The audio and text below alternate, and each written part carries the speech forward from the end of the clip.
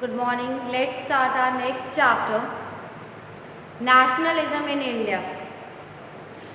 Nationalism in India. As you have seen, modern nationalism in Europe came to be associated with the formation of nation states. It also meant a change in people's understanding of who they were and what defined their identity and sense of belonging.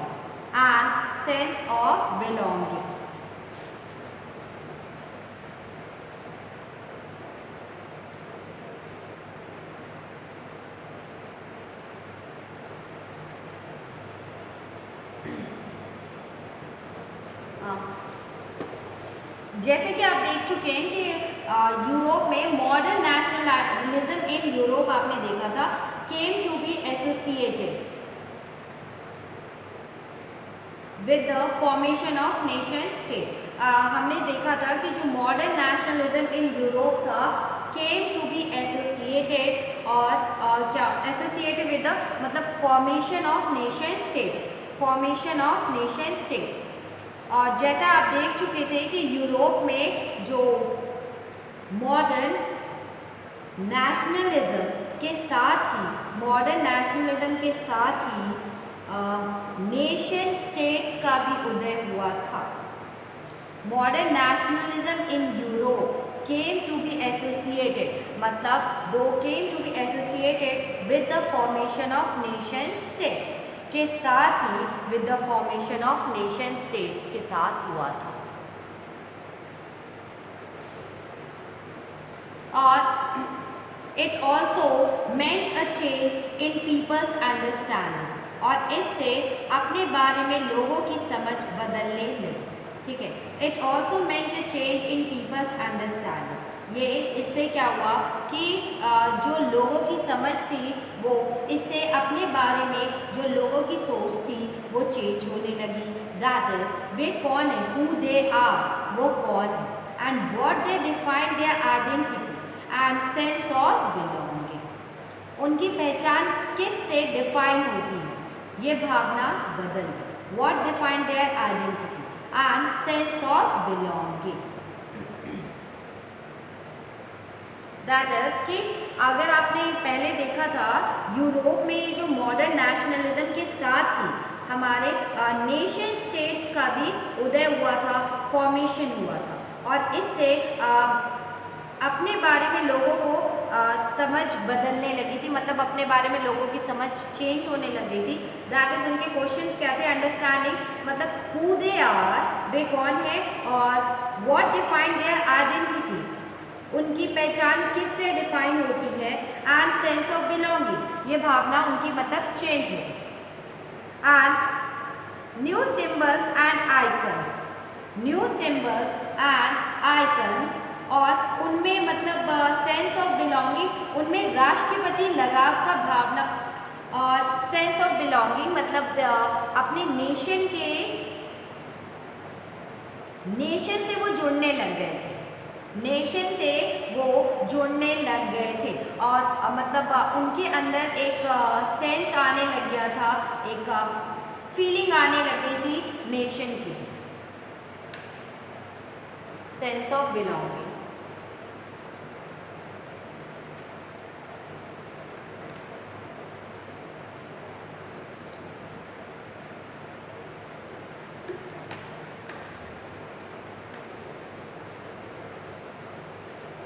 And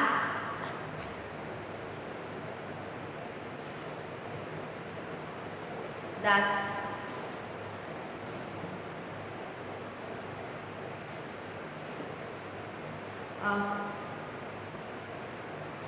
new symbols and icons, new songs and ideas forged new links and redefined the boundaries of community. And new symbols and icons ने new songs and ideas ने new links define किए, new links स्थापित की और communities की boundaries को दोबारा define communities की बाउंड्री को दोबारा रीडिफाइन किया, कम्युनिटीज की बाउंड्रीज को दोबारा रीडिफाइन किया। आप कह सकते हो कि that is it also meant to change it peoples understanding में भी चेंजेस आए कि who they are and what define their identity, कौन सी उनके मतलब उनकी पहचान के तरह से उनकी आइडेंटिटी डिफाइन होती है, या सेंस ऑफ बिलोंगिंग, राष्ट्र के प्रति उनका जो भाव है, लगाव है, वो पैदा होने लग गया था, belonging. And new symbols and icon, new symbols and icon, new songs and ideas, forge new links and redefine the boundaries of community. इसमें क्या था? न्यू सिंबल एंड आइकन थे, न्यू सॉन्ग्स एंड आइडियाज थे, ठीक, और new links थे, new links and redefine the boundaries, redefine the boundaries of communities थी। In most countries, the making of this new national identity was a long process. In most countries, the making of this new national identity was a long process. ठीक है, most of the countries में क्या हुआ था, ये जो new national identity बनाना था, ये क्या था? एक बहुत लॉन्ग प्रोसेस था, लॉन्ग प्रोसेस में ये हुआ था, बहुत लॉन्ग प्रोसेस था, लॉन्ग प्रोसेस में किया गया था। And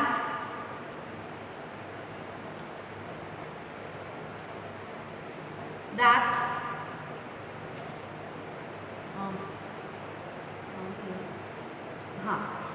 how did this consciousness emerge in India?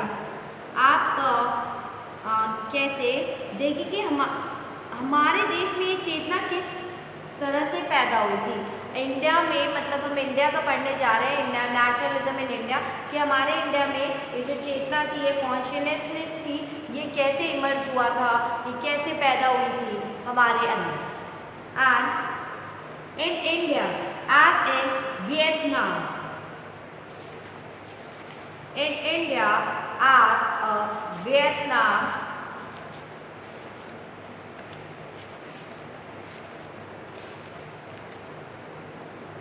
and many other colonies, the growth of modern nationalism is intimately connected to the anti-colonial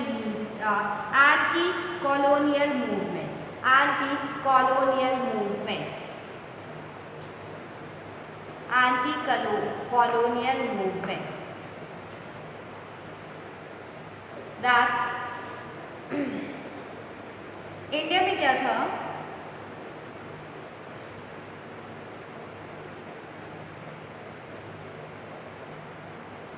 in India as in Vietnam और many other जो colonies थी, the growth of modern nationalism is intimately, जो growth था modern nationalism का, वो connected था किससे, anti colonial movement से. वो किससे कनेक्टेड था, एंटी कॉलोनियल मूवमेंट से. ठीक है. In India as in Vietnam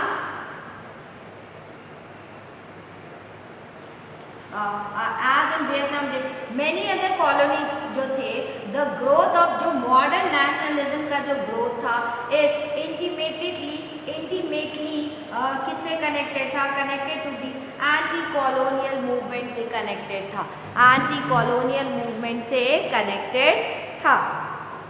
and people began discovering their unity in the process of their struggle with colonialism. People began discovering their unity in the process of their struggle with colonialism. And इसमें क्या था, that is people began.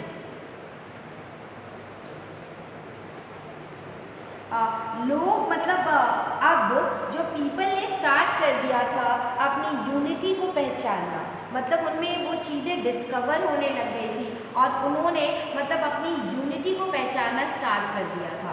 और कब उन्होंने इस process को कब हुआ था, जब हम लोग फ्रीडम फाइटर के लिए स्ट्रगल कर रहे थे, जब हम आज़ादी के लिए स्ट्रगल कर रहे थे, विद कोलोनियलिज्म से अगेंस्ट स्ट्रगल कर रहे थे तब। And the sense of being oppressed under colonialism provided a shared bond that tied many different groups together.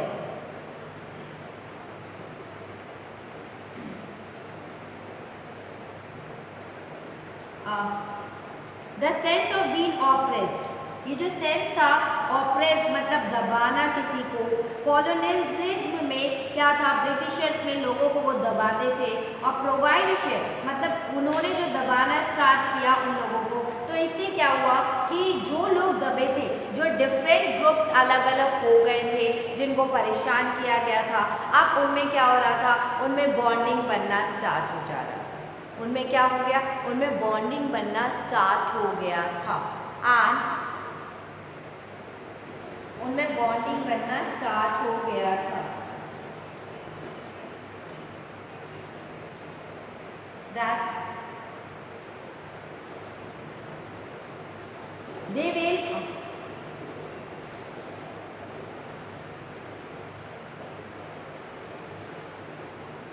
but each class and group felt the effects of colonialism differently. लेकिन each class और group ने मतलब इनको अलग अलग सबने अपना felt किया है, जो कोलोनियलिज्म में डिफरेंटली उन पे अत्याचार किया, सबने अलग अलग फेल्ट किया, एक जैसा नहीं था, ठीक है, एक जैसा नहीं था।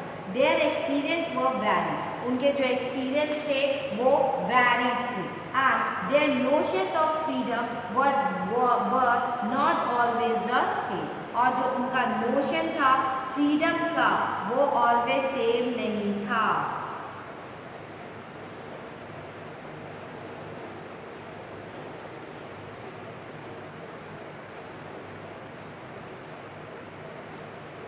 बट जो नोशन था, जो उनका फ्रीडम का भी जो नोशन था, वो डिफरेंट ग्रुप में उनकी सोच डिफरेंट थी कि उनको फ्रीडम कैसा चाहिए, उनको फ्रीडम कैसा चाहिए, वो फ्रीडम मतलब क्या समझ रहे थे। And the Congress under Mahatma Gandhi tried to forge the group together within one movement. जो कांग्रेस अंडर महात्मा गांधी, कांग्रेस ने इन महात्मा गांधी के नेतृत्व, आप कह सकते हो, जो कांग्रेस थी अंडर महात्मा गांधी, ट्राई किया उसने फौज कि इन ग्रुप को वो टुगेदर लेकर आ जाए एक मूवमेंट में, टुगेदर लेकर आ जाए एक मूवमेंट में। But the unity did not emerge without conflict. But जो यूनिटी है वो did not emerge, मतलब वो emerge नहीं होती without conflict, बिना कॉन्फ्लिक्ट के तो यूनिटी आती ही नहीं है, उसका उदय ही नहीं होता, इमर्ज नहीं आता। And in an earlier textbook, you have read about the growth of nationalism, और अर्लियर टेक्स्ट बुक में आपने रीड किया है अबाउट, मतलब रीड किया है किसके बारे में, ग्रोथ ऑफ नेशनलिज्म के बारे में, आपने रीड किया है ग्रोथ ऑफ नेशनलिज्म के बारे में।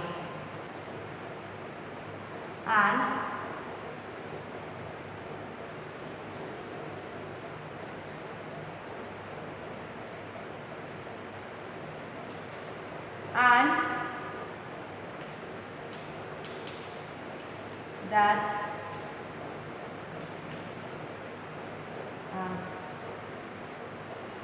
always being Congress. In earlier textbook you have read about the growth of nationalism in India up to the first decade of the 20th century, up to the first decade of the 20th century, और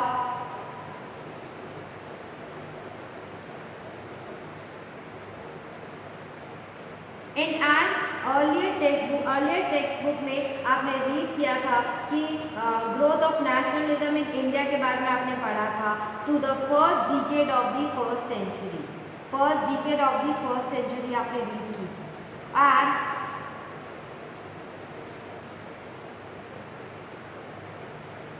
in this chapter we will pick up पहले की book में आपने पढ़ा था कि India में nationalism का जो इमर्ज का आपने growth of nationalism in India पढ़ा था first decade of 20th century, मतलब first decade of 20th century का आपने रीड किया था। एंड वी विल पिक और इस चैप्टर में in this chapter we will pick up the story from the 1920। हमने 20 से पहले का पढ़ा है तो हम पिक करेंगे इस चैप्टर में स्टोरी कहाँ से लेंगे 1920 से लेंगे और स्टडी द हम इसमें नॉन कोऑपरेशन मूवमेंट पढ़ेंगे, सिविल डिसओबीडियंस मूवमेंट पढ़ेंगे। We will explore how the Congress sought to develop the national movement और हम एक्सप्लोर करेंगे कि जो कांग्रेस थी वो कैसे साउथ कर रही थी, कैसे डेवलप कर रही थी नेशनल मूवमेंट को, कैसे डेवलप कर रही थी नेशनल मूवमेंट को and how different social group participated in the movement और किस किस ने इस मूवमेंट में सपोर्ट किया and how nationalism captured the imagination of people और कैसे नेशनलिज्म ने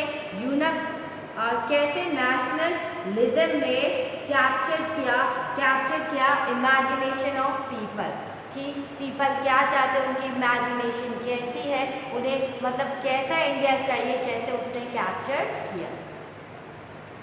then figure first 6 April 1990 mass procession on the street became a common feature during the national movement और राष्ट्रीय आंदोलन के दौरान सड़कों पर इस तरह के बड़े जुलूस आम बात थी, मतलब इतने बड़े बड़े नेशनल मूवमेंट हो रहे थे तो ये एक नॉर्मल बात थी, आम बात हो चुकी थी that time. That our first topic, the First World War, Khilafat and Non-Cooperation. The First World War, Khilafat and Non-Cooperation.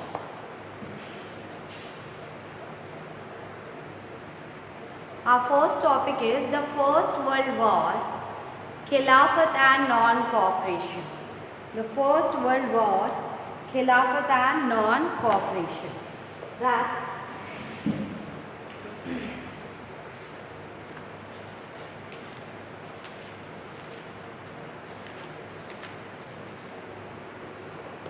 in the years after 1990, we see the national movement spreading to new areas. अब in the years after 1919 हमने क्या देखा था कि national movement spreading to new areas. National movement spreading to new areas.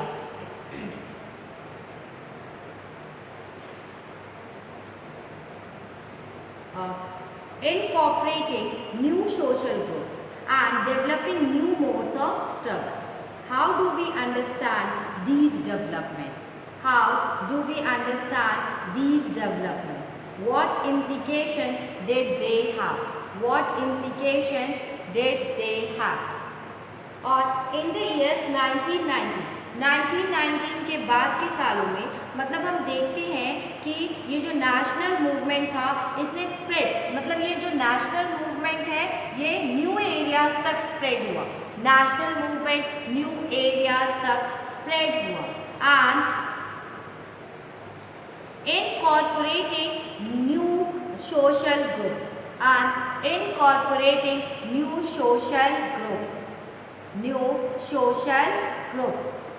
और क्या मतलब उसमें न्यू सोशल ग्रुप्स भी ऐड हो गए और develop new modes modes of struggles भी मतलब डेवलप होने लग गए थे। उस मूवमेंट में क्या था, 1919 के बाद से नेशनल मूवमेंट स्प्रेड होने लग गया, न्यू एरियाज में स्प्रेड हुआ, न्यू नेशनल मतलब सोशल ग्रुप्स उसमें ऐड होने लग गए और developing new modes of struggles भी डेवलप होने लग गए थे। न्यू मोड्स ऑफ स्ट्रगल्स भी डेवलप होने लग गए थे। And how do we understand these development?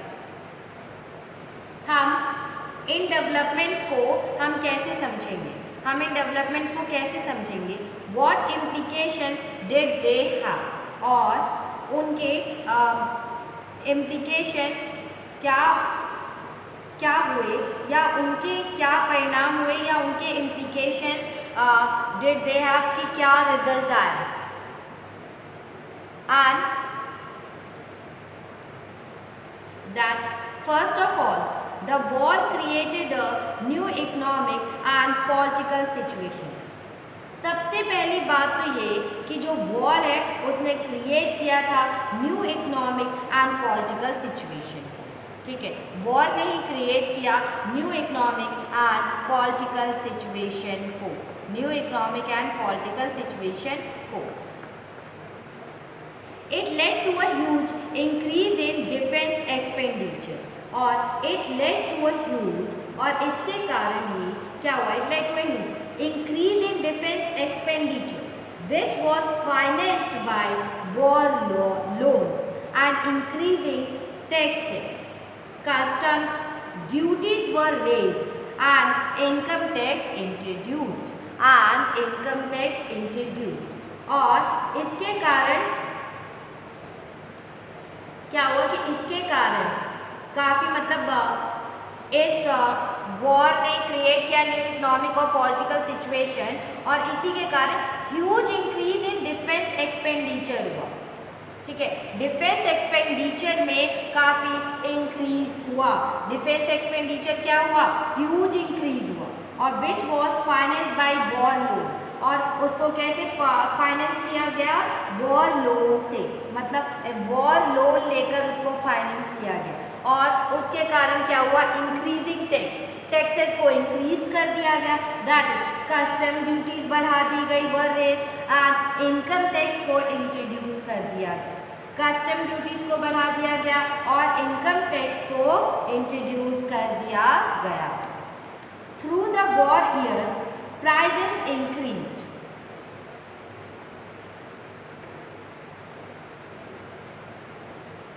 War years में क्या होता है, जो प्राइसेस होती हैं वो अक्सर क्या होता है, इंक्रीज हो जाती है।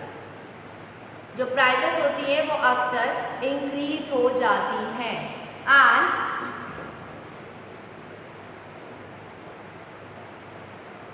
That is doubling between, double हो जाती है, दैट इज डबल बढ़ जाती है। 1913 टू 1918, 1913 टू 1918 के बीच आप कह सकते हो कि जो प्राइसेस थी वो दोगुना बढ़ गई थी, और जिसके कारण क्या हुआ था, leading to extreme hardship for common people.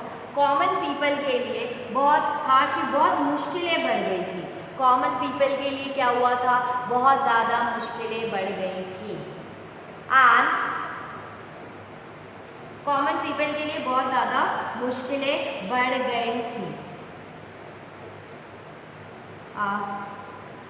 Villages were called upon to supply soldiers, और villages were called upon, villages को कहा जाने लगा कि आप मतलब फोर्स, उन्हें कहा गया, villages को कहा गया कि आप सप्लाई करिए सोल्जर्स को, कॉल्ड अपॉन टू सप्लाई करिए, इस युद्ध में हमें सोल्जर्स की ज़रूरत है तो आप सप्लाई करिए गांव से सोल्जर्स को। And the force recruitment in rural area cause wide spread anger, और क्या किया जाने लगा, ब्रिटिशर्स ने फोर्स रिक्रूटमेंट किया, उनका ज़बरदस्ती उनको सोल्जर में भर्ती किया रूरल एरियाज के लोगों को, और इसके कारण क्या हुआ, सबका गुस्सा फूट पड़ा और ये गुस्सा हर जगह फैलने लगा। एंड और फोर्स्ड रिक्रूटमेंट क्या होता है, that is a process by which the colonial state forced people to join the army. ये एक प्रोसेस है बाय विच जो कॉलोनियल स्टेट है वो फोर्स करती है पीपल को कि आप लोग ज्वाइन करिए आर्मी को। ठीक है, एक ऐसा प्रोसेस है जिसमें जो अंग्रेज थे वो हमारे इंडियंस को, जो रूलर्स में, जो गांव में इंडियंस रहते थे, उनको फोर्स कर रहे थे कि आप लोग, हमें सोल्जर्स की ज़रूरत है तो आप लोग सोल्जर्स में भर्ती होइए, रिक्रूट होइए, उनको ज़बरदस्ती लेके जा रहे थे। And that then in 1918 and 1990 and 1920 and 1921 crops failed in many parts of the India. Crops failed मतलब क्रॉप बिल्कुल बर्बाद हो गई, मतलब खराब हो गई। ठीक है, इतने सालों में मतलब 1918 to 1990 and 1920 to 21 में क्रॉप क्या हो गई, पूरी तरह से खराब हो गई और resulting in acute shortage of food. और क्या हुआ कि पूरी तरह से खराब हो गई और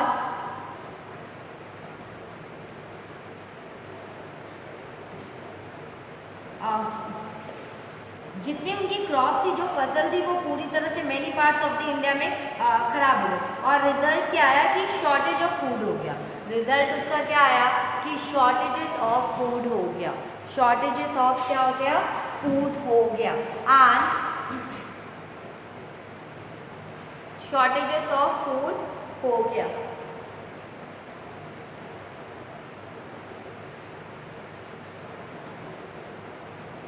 That this was accompanied by an influenza epidemic और उसके बाद से क्या हुआ कि उसी समय फ्लू की एपिडेमिक फैल गई। देखो, इन्फ्लूएंजा एपिडेमिक फैल गई, आप कह सकते हो फ्लू की महामारी उसी समय से फैल गई। और according to the census of 1921, according to the census के अकॉर्डिंग कहा गया है कि 12 to 13 million perished as a result of famine and the epidemic.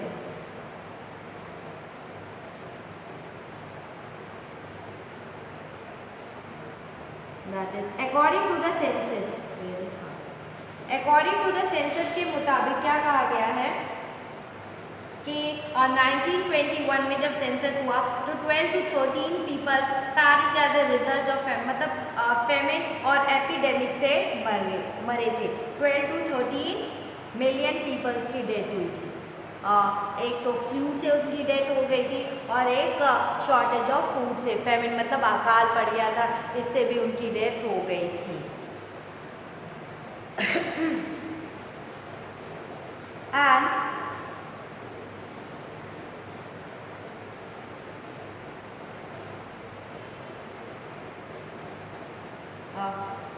people hoped that their hardship would end after the war was over.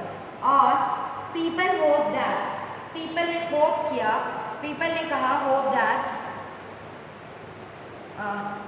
their hardship would end after the war was over. After the war was over. वो जो hardship उनकी थी वो and after, people ने मतलब लोगों को उम्मीद थी कि जैसे ही वॉर ख़त्म होगा उनकी मुसीबतें भी ख़त्म हो जाएगी, लेकिन but that did not happen, लेकिन ऐसा कुछ भी नहीं हुआ। और at this time a new leader appeared and suggested a new mode of struggle. But इस time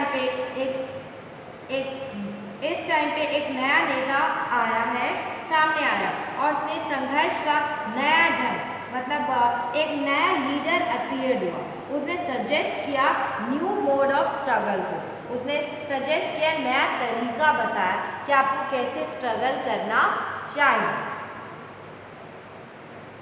that is our first topic, the idea of Satyagraha. The idea of Satyagraha.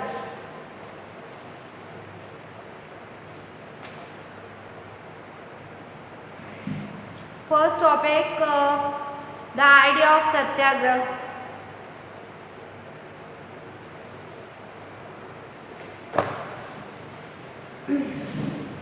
Satyagraha का विचार या the idea of Satyagraha. Mahatma Gandhi return to India in January 1915।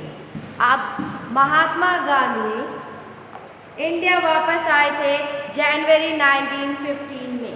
India कब वापस आए वो? जनवरी 1915 में वो इंडिया वापस आए। As you know, he had come from South Africa। आपको पता है कि वो कहाँ से आए थे? साउथ अफ्रीका से। Where he had successfully found the racist regime with a novel method of mass agitation, which he called satyagrah, and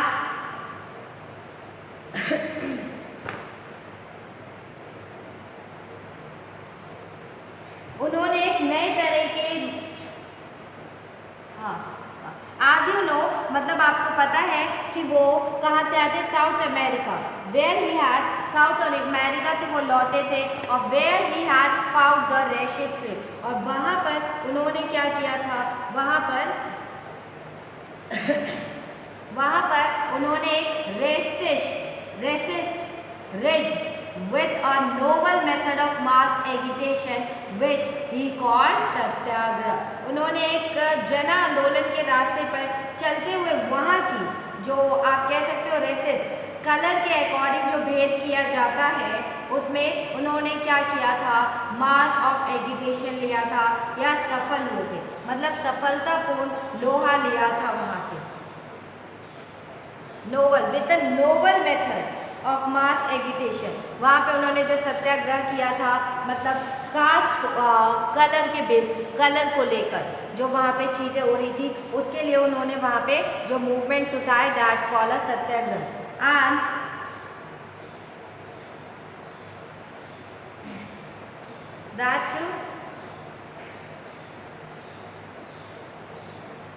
the idea of satyagrah emphasized the power of truth and I need to search for truth। और जो idea of सत्याग्रह था, जो idea था सत्याग्रह का वो emphasise किस में करते हैं? किस पे जोर देता है? द पावर ऑफ ट्रुथ पे जोर देता है। और द नीड क्या है? To search the truth. मतलब पावर ऑफ ट्रुथ पे तो जोर देता ही है, आपकी नीड क्या है? मतलब need to search for truth.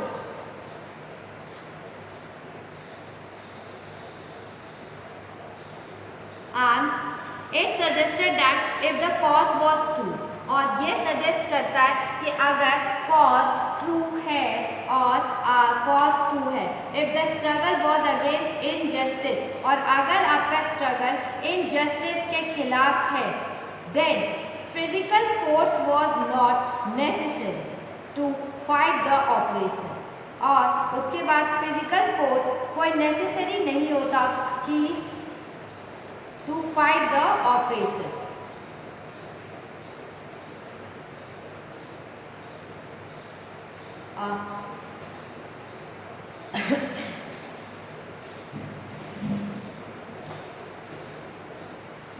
उन्होंने क्या कहा? It suggested that if the cause, आपका जो कॉज है वो ट्रू है तो if the struggle was against, और आप जो स्ट्रगल कर रहे हो वो इनजस्टिस के खिलाफ कर रहे हो, then physical force was not, तब फिजिकल फोर्स नेसेसरी नहीं है फाइट ऑपरेशन से फाइट करने के लिए, देन फिजिकल फोर्स की जरूरत नहीं है। ऑपरेशन से फाइट करने के लिए फिजिकल फोर्स की जरूरत नहीं है। और ऑपरेशन जो दमनकारी होते हैं, जो आपको हमेशा दबाकर रखते हैं। Then without seeking vengeance or being aggressive, a satyagrahi could win the battle through non-violence। और आप क्या कर सकते हो कि एग्रेसिव, आप विदाउट सीकिंग प्रतिशोध की भावना या आक्रामकता या आप कह सकते हो एग्रेसिवनेस के, मतलब इन सब चीज़ों के बिना भी आप बैटल को जीत सकते हो और आप एक सत्याग्रही कहला सकते हो, बैटल को जीत सकते हो। किससे? नॉन वायलेंस से। आप नॉन वायलेंस से बैटल को जीत भी सकते हो। एंड नॉन वायलेंस से आप बैटल को जीत भी सकते हैं। ठीक है, इसके लिए आपको वेजिनियस और बीन एग्रेसिव होने की, गुस्सा करने की जरूरत नहीं। And this could be done by appealing to the consigned of the operation. And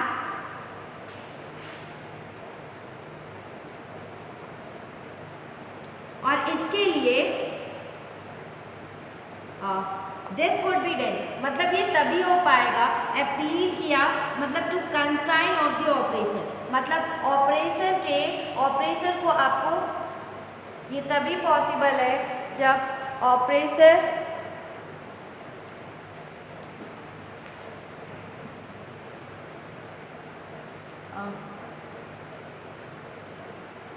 This could be done by appealing to the consent of the operation। और ये इसके लिए आपको क्या करना पड़ेगा, जो ऑपरेशन है उसकी चेतना को बिल्कुल झिंझोड़ना चाहिए। आप उसके ऑपरेशन की चेतना को अगर आप झिंझोड़ दोगे तो वो आपकी बात मान लेगा। हो सकता है people including the operation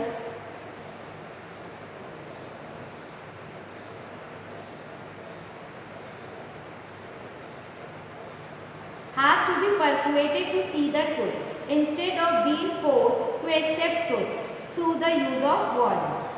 अब people including the ऑपरेशंस क्या होते हैं, जो दमनकारी होते हैं, जो शत्रु होते हैं, जो उत्पीड़क मतलब जो हम पे राज करते हैं, कोई नहीं बल्कि सभी लोगों को हिंसा के जरिए सत्य को स्वीकार करने पर विवश करने की बजाय सच्चाई को देखने और सहज भाव से स्वीकार करने के लिए प्रेरित किया जाना चाहिए। अगर आप देखें जो पीपल है इंक्लूडिंग ऑपरेशन, मतलब उसमें ऑपरेशंस भी आ जाते हैं। ठीक है, हैड टू बी परसुएडेड मतलब हमें आगे बढ़ना चाहिए, ट्रुथ को देखना चाहिए,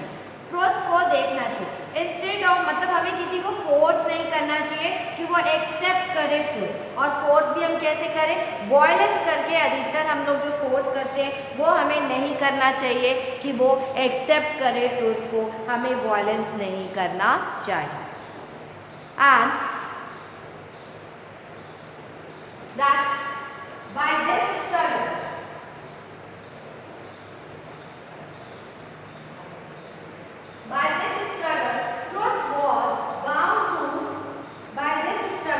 truth was bound to ultimately triumph।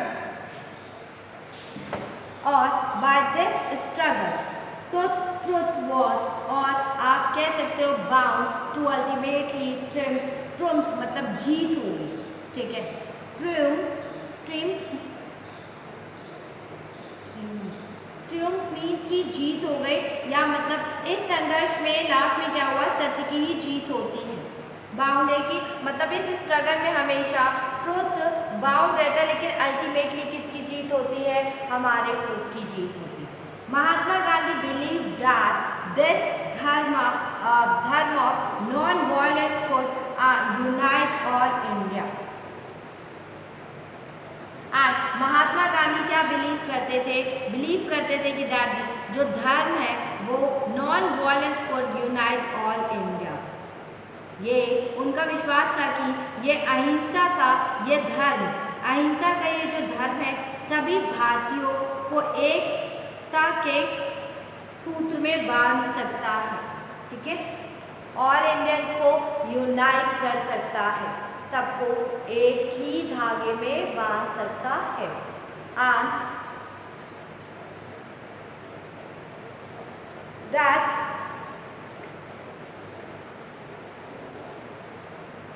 उन्होंने यही कहा था कि believe that this dharma of non violence could unite all, मतलब ये जो धर्म है वो जो नॉन वायलेंस है वो सबको यूनाइट करके ला सकती है। And after arriving in India,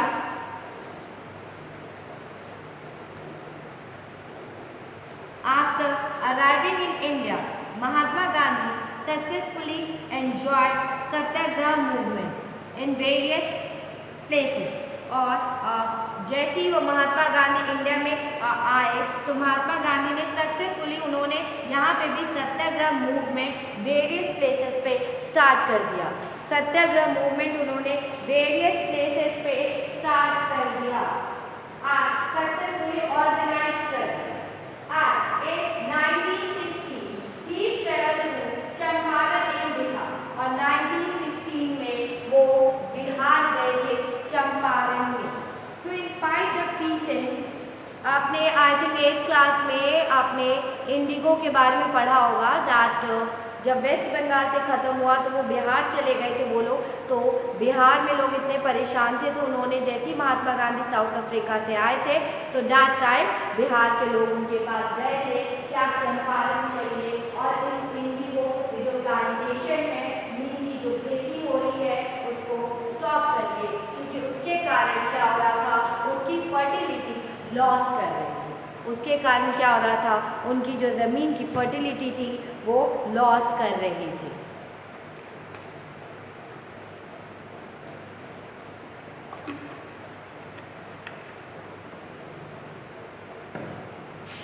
And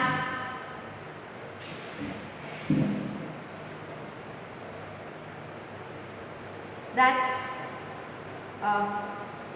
in 1916 he traveled to Champaran. 1916 में वो चंपारण गए जो कि बिहार में।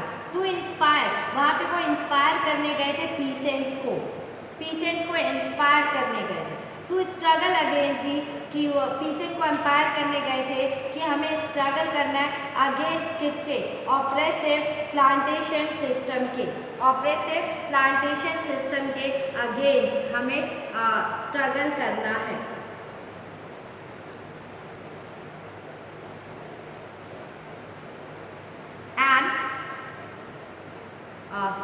Then in 1917 he organized a satyagraha to support the peasants of the Kheda district of Gujarat.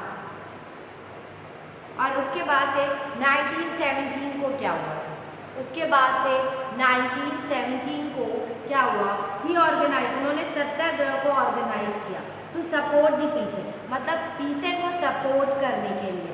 खेदा district of Gujarat, उन्होंने गुजरात के खेड़ा जिले के किसानों की मदद के लिए सत्याग्रह का आयोजन किया।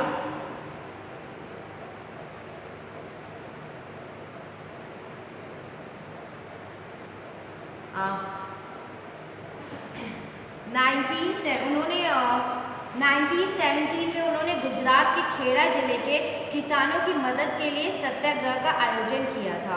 और affected by crop failure and plague epidemic, the peasants of Kheda could not pay the revenue and were demanding that revenue collection be relaxed.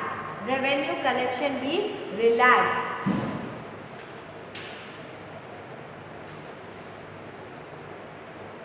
Revenue collection be relaxed.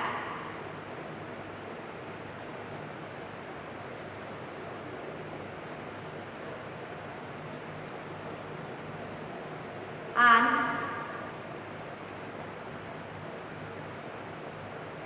that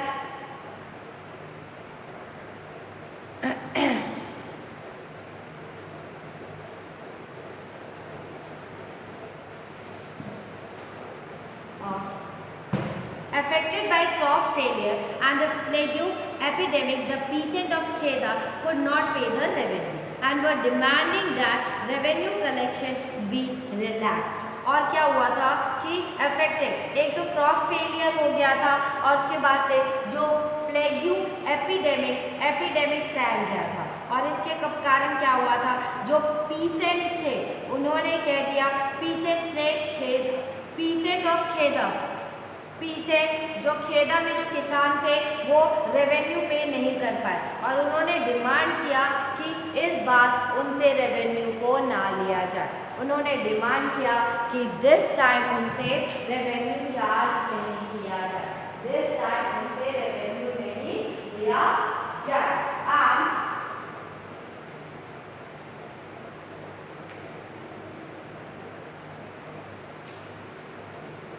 And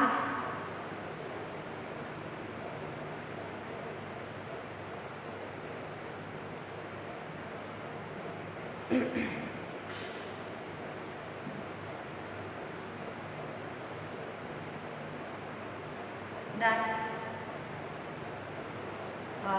in 1918 Mahatma Gandhi went to Ahmedabad to organize a satyagraha movement among cotton mill workers और 1918 में वो अहमदाबाद गए थे, वहाँ पे भी उन्होंने सत्याग्रह movement को ऑर्गेनाइज करवाया था अमंग मतलब cotton mill workers, cotton mill workers,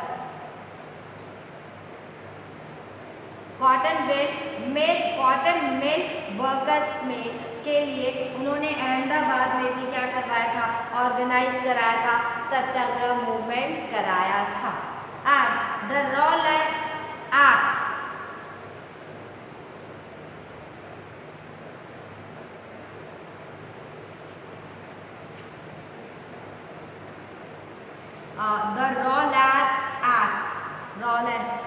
Rowlatt act क्या है कि emboldened with this success, Gandhi ji in 1990 decided to launch a nationwide satyagraha against the proposed Rowlatt Act.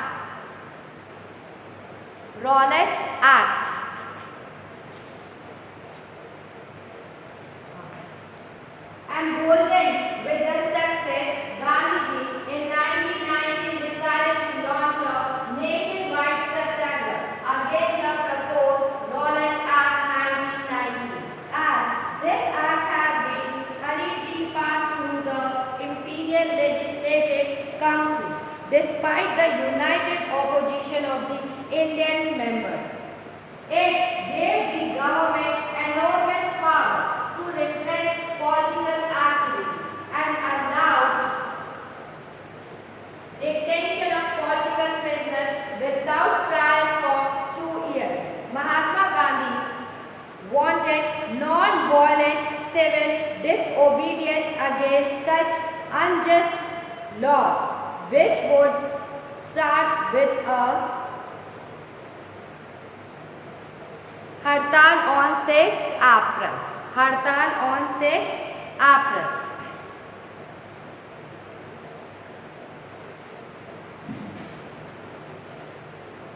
हड़ताल on 6 April. That is, इस कामयाबी से इस success से गांधी जी काफ़ी उत्साहित थे, तो गांधी जी ने 1919 में प्रस्तावित रॉलेट एक्ट के खिलाफ भी उन्होंने नेशन वाइड सत्याग्रह को क्या किया, फैसला किया चलाने को।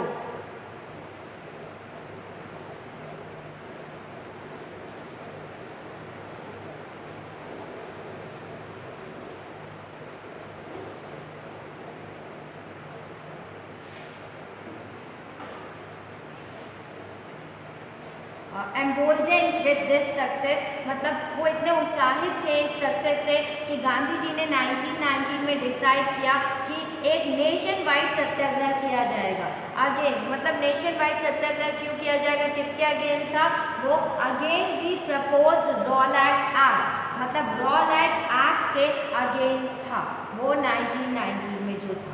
और this act has been hurriedly pass through, ये जो एक्ट था उसे जल्दीबाजी में हरीडली पास थ्रू कराया गया था, pass through the imperial legislative council, pass through by, किसने पास किया था, इंपीरियल लेजिस्लेटिव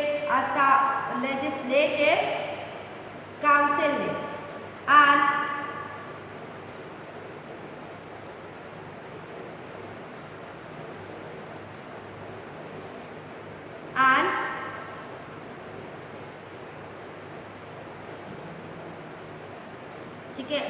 जो रॉलेट एक्ट था इसे गवर्नमेंट ने बहुत जल्दी में पास करवाया था इंपीरियल लेजिस्लेटिव काउंसिल से, despite United opposition of the Indian member.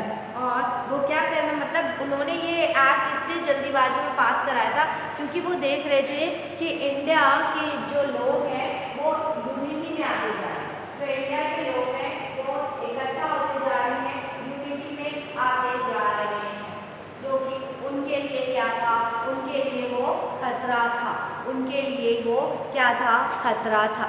And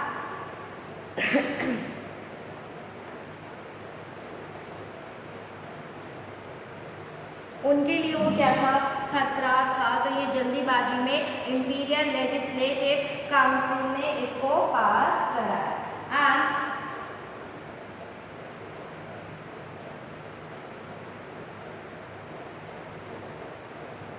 हाँ, it gave the government enormous power to repress political activity. और जब ये एक्ट पास हो गया था, रॉलेट एक्ट जब पास हो गया तो इसने क्या किया, इसने गवर्नमेंट को काफी पावर दे दी, मतलब एनोर्मस पावर गवर्नमेंट के हाथ में दे दी गई थी, एनोर्मस पावर।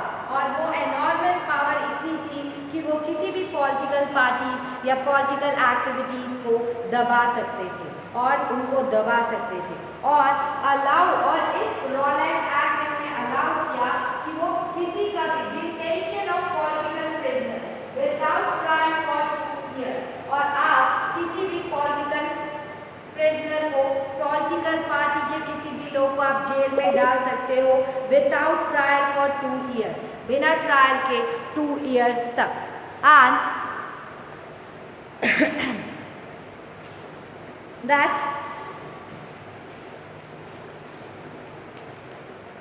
आप कैदियों को 2 साल तक बिना मुकदमा चलाए जेल में बंद रखने का अधिकार मिल गया था ब्रिटिशर्स को। ठीक है, जेल में आप 2 साल तक रख सकते हो, उन पे मुकदमा नहीं चलेगा। Allow detention of political prisoner without trial, मतलब उनकी आप डिटेंशन कर सकते हो, मतलब पॉलिटिकल पावर, पॉलिटिकल प्रिजनर मतलब उनको आप कानून के या उस पर आप मुकदमा नहीं चला सकते। अब ये ब्रिटिशर्स को ये हक मिल गया था। और Mahatma Gandhi wanted non violent civil obedience, मतलब डिसओबीडियंस। जो महात्मा गांधी थे वो चाहते थे कि नॉन वायलेंट हो, ठीक है, वो चाहते थे कि किसी के साथ भी अन्याय ना हो, नॉन वायलेंट हो, जो भी हो। और फिर उन्होंने क्या किया, disobedience against such unjust laws. उन्होंने कहा, महात्मा गांधी वांटेड, वो ये चाहते थे against such unjust law which would start with hartal on 6 April.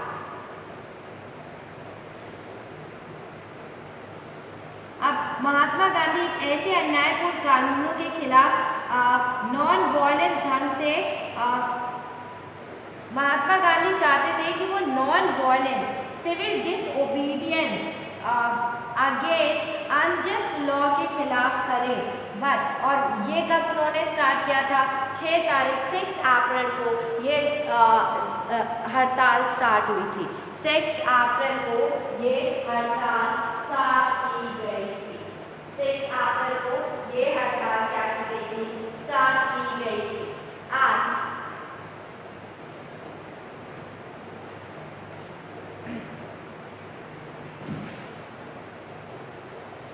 that rallies were organized in various cities. Rallies were organized in various cities.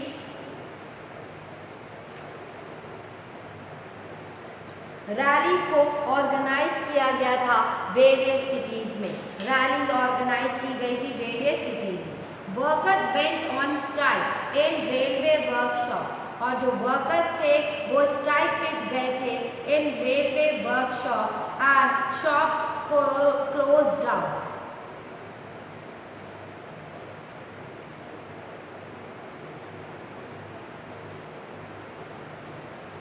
Rally को ऑर्गेनाइज किया गया various cities में, और जो वर्कर्स थे वो सब स्ट्राइक में चले गए थे इन रेलवे वर्कशॉप और रेलवे वर्कशॉप में जितने भी वर्कर्स थे सब हड़ताल पर चले गए थे और उससे क्या हुई थी, जो भी शॉप थी सब बंद हो गई।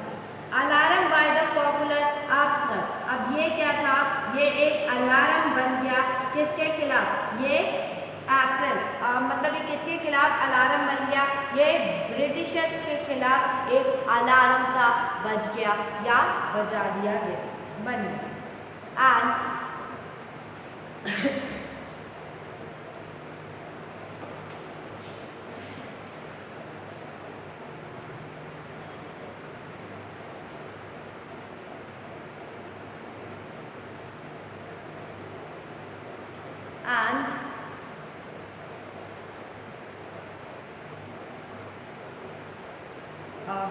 alarm by the popular upsurge and scared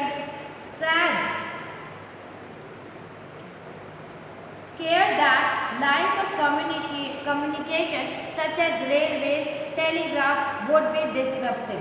The British administration decided to clamp down on nationalists. अब यहाँ पे क्या हुआ कि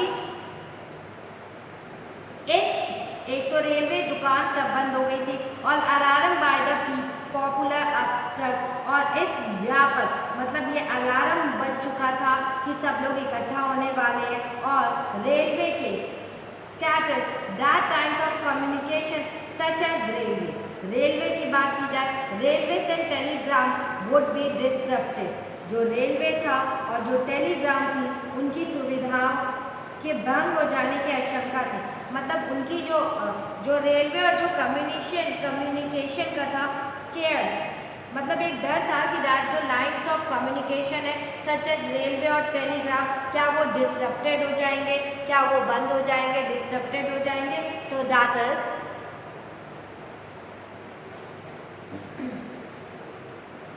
डिसरप्टेड हो जाएंगे। तो the British administration decide to clamp down on nationalist, और उसके बाद से ब्रिटिश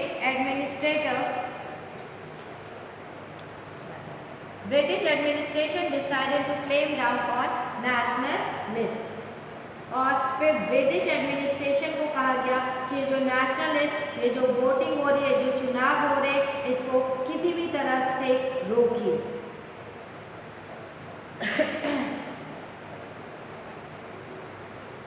लोकल लीडर्स को picked up from Amritsar, local leaders को कहाँ से पिक किया गया, अमृतसर से पिक किया गया। And Mahatma Gandhi was buried from entering people, और जो महात्मा गांधी है वो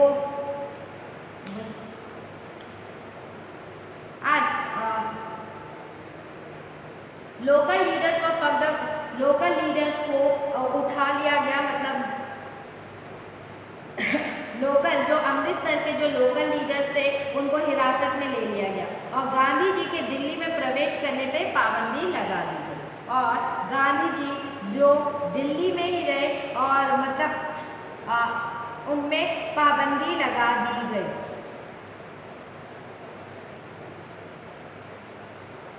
10th April, the police in Amritsar fired upon a peaceful procession, provoking widespread attack on bases, post office, railway station. अब क्या हुआ था, अप्रैल 10 को क्या हुआ, अप्रैल 10 दैट इज